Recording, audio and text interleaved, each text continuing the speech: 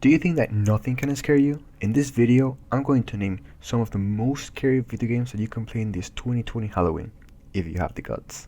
These video games have scared millions of gamers who thought nothing could scare them. Will you be the next to fall?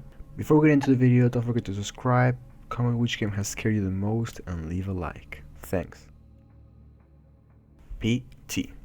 It's been almost 6 years since PT was released, and it might be the most interactive and terrifying experience of all history. This scary title, whose name is PT, which stands for Playable Teaser, arrived to the PlayStation Network the 12th of August 2014, developed by Hideo Kojima and Konami with the collaboration of Guillermo del Toro.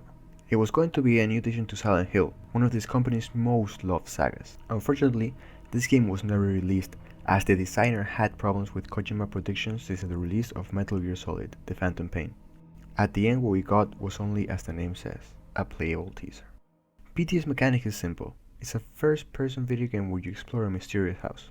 The house is really not that big, it has a corridor and some doors. And at the end of the corridor, a small stairway that leads you to the start of the corridor again. The player must solve puzzles to leave this house, while a ghost that haunts the house will take you back at the start of the puzzle if it manages to catch you. Resident Evil 7 Biohazard. Resident Evil Biohazard has a direct way to tell us a story. This game uses short cutscenes and invites the player to be the main character in this puzzle-based horror adventure. The story is light and easy to understand, and it's not really related with the previous Resident Evils. It's perfect for new players that want to play an amazing first-person or virtual reality experience. It's been more than 4 years since the previous Resident Evil released, and with this new iteration to the saga, Capcom has proven that they still have an outstanding level of design and narrative to be shown. Personally, I think this game is good as it does not abuse from scare jumps, and creeps you out in a unique kind of way. It creates tension in a different kind of way. It plays with the lighting, the sounds, your surrounding, and it makes you feel useless against these many monsters that attack you, which adds an extra point. You must rely on the items you have crafted and manage the resources you have to be able to complete each puzzle the game gives you and stay alive. Visage. If you like PT, you're gonna like this one too. This game, developed by Sad Square Studio, is a first-person psychological horror game. You explore a mysterious house in a slow-paced atmospheric where you must stay in the light before it becomes too late, and you go insane. The plot revolves around the murderer, the player, that has to leave the house where he committed the crime, and in order to do that you have to pick up objects that are around the house. Thing is that in this house there are many paranormal activities that will scare us and won't let us complete the objective. Like most horror games, the camera has a big role, as it blurs and makes different visual effects along the way to scare you. It has realistic graphics, which will make you feel like you're inside the house yourself, a detail that won't help you complete the game if you get scared that easily. Darkwood. This third-person game isn't about how many nights we are able to survive, or how many hordes of monsters we can fight. This game is about an entertainment story with hand-painted drawings and decisions that will change the world that surrounds us. It has a deep narrative and details with every character and room you encounter. You will find that everything is there for a reason. This game, apart from being scary, it's hard. Really hard. Starting from the get-go, the game offers us 3 difficulties, the lowest one being normal. A big portion of the game, you will be defenseless, and you will have little to no resources, weapons that break easily, and fights that will make you sweat a lot. This game is not for people who just want to run at enemies and defeat them. You will have to plan every move and manage your resources cleverly. Feeling overwhelmed, lost, and crushed is normal. That's why we recommend this game for the tryhards. Alien Isolation. This game is the adaptation of the Alien universe. Developed by Creative Assembly, Alien Isolation is a game where our protagonist, Amanda Ripley, will explore the spaceship Torrance trying to escape the alien. In a spaceship where a huge alien is chasing you, crafting and managing your resources cleverly is a big must. A big part of the charm of this game is the random space routes. You can repeat a control point a lot of times, and the alien will never repeat a pattern of movement. It always differs. This makes the game really fun, as you have to pay more attention to where it moves and be alert as you have to react quickly in the event that he sees you. This creates a sensation of being fragile and defenseless against an alien that can easily take you to the game over screen with one hit. To survive, use a radar which pings you the location of the alien and makes planning your next move easier. Nevertheless, we are at a big disadvantage. We are slower, and it can also smell where we are. We highly recommend you playing this game if you like the Alien franchise. Soma. Soma is a survival horror game developed by Frictional Games for PC and PS4.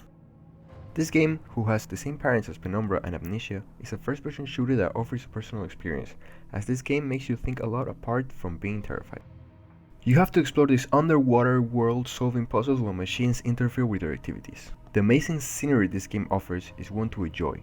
We recommend not to rush the game, but rather enjoy every moment and read the lore that the game gives you. Inside a genre that's exploited, Soma offers us an amazing experience, terrifying and with a reasonable length. Amnesia: The Dark Descent. This classic horror game is a must-play for everyone who likes slow-paced, puzzle-scary first-persons. Frictional Games released this Piece of Art the 8th of September of 2010, and since then it has been an inspiration for almost all horror games.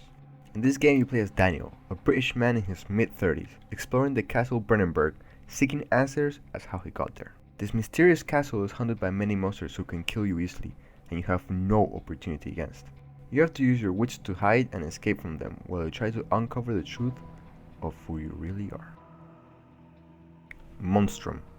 Monstrum brings procedurally generated levels, permadeath and AI-driven predators to the traditional survival horror formula. It will force you to use your head and the tools you find to outrun or outsmart your pursuer, offering a challenge to even the hardest of gamers. Can you survive Monstrum? After waking up in the middle of an abandoned boat, not really knowing what we're doing there, we start looking for answers on board. There are 3 different monsters we can encounter, each with different looks and different weak points. They're really fast and you will have to find your way through this maze. Layers of Fear. The Polish studio Blobber drops this horror game inspired by Gone Home, Amnesia, PT, and many other great horror games. In this game, you come back home to finish your paintings, but you find something else. This game does not try to jump scare you, it tries to make you question what if you're seeing is real or not. Right from the bat, you're gonna find out that the house is haunted by more than one presence. The house is on an ever-changing cycle, so you won't be scared by a monster because he's going to attack you, but rather where he will take you. This game has more than one ending, and you will get a different one based on how you played the game. Can you find all the endings? Observer. Another game from the Polish studio Blobber, where like in Layers of Fear, this won't be your conventional horror game. In Observer, we travel to the year 2084, where technology has taken implants to a whole new level.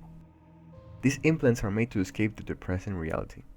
You play as Daniel Lazarski, a detective that is part of the Observers, officers that can hack into the neural implant of witnesses or victims so they can find proof in their memories.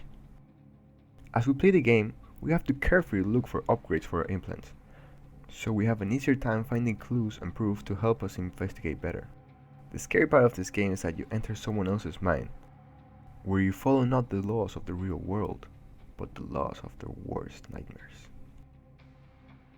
Here in B13, our team works to bring the finest entertainment. Hope you enjoyed this Halloween video, and if you liked the video, it would really help if you subscribe and leave a comment down below.